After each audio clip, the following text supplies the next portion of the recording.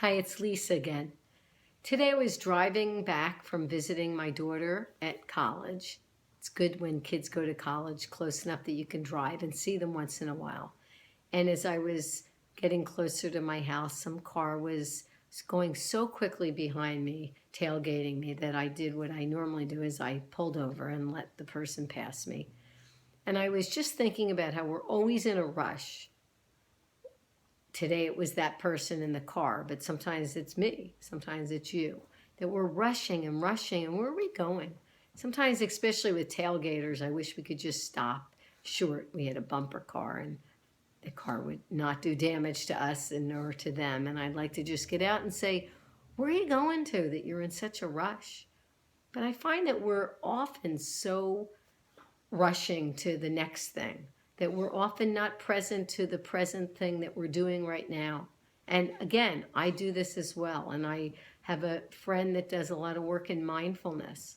And I've been thinking about that a lot lately and trying to meditate more, which slows you down and brings you more present to what's going on right now. And a lot of the work I do with people in counseling has to do with anxiety. And I think that so often anxiety is about living in the future. Anxiety is about thinking about not now, but about what's to come. Am I going to be able to get through it? Will I be able to handle it? What if that doesn't work out? What if that does work out? And when we slow it down a little bit and bring it back to just this moment, it helps.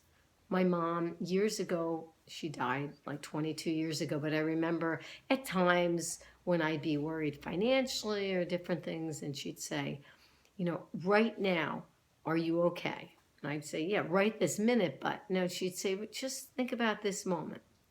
Everything's okay right now.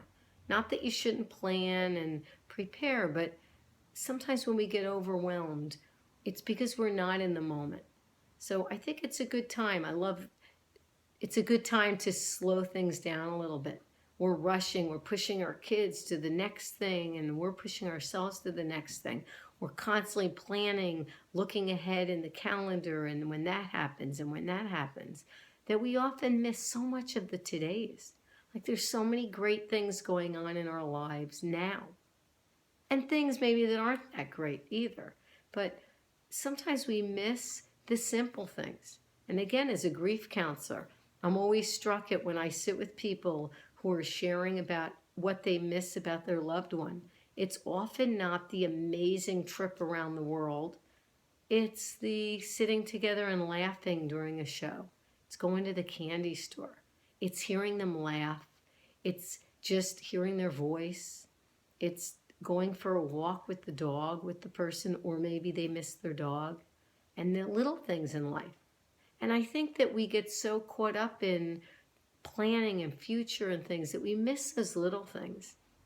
And the little things to me are what make life so awesome and wonderful. I love those little things. Get to know, when you go for a cup of coffee, the people that work at the coffee shop by name. Find out a little bit about them. You see them maybe more than you see some other people in your life. Slow down a little bit when you drive. Let people merge. Wave to people. The next time you're in a rush and the light starts to turn yellow, and instead of thinking, oh, I could have made the light, take that moment to breathe in the car while you're waiting at the red light. Bless the people next to you in the car. Sometimes I like to do that. Or I wonder where they're going and I send them some positive healing energy. Say, wish them peace. I wish that they're having a really great day. I'm sure a lot of these people in the car around me, they're very concerned about something going on in their lives. And let me send them some positive energy. Let me let them go first, make their day.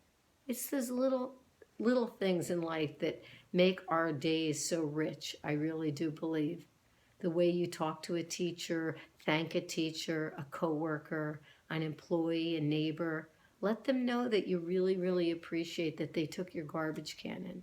Let them know you appreciate that they gave you a little extra time in an assignment because you were out because somebody was sick in your family. Let them know that you appreciate that they helped you out last year when you were grieving maybe over the loss of something and you weren't at work 100%. Let people know that you notice them, you see them, you appreciate them. So slow down. We move too fast.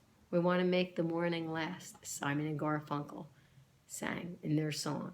I minced the words a little bit, but changed the words a little. You know what I mean. So slow down. Enjoy today. Find some of those great things that are going on right now that we take for granted so often. And look around. Let someone know how much you appreciate them. Notice all that you have to be grateful for right now. And when your mind goes to what about, bring it back to right now and say, just chill. All is well right this moment. Thanks.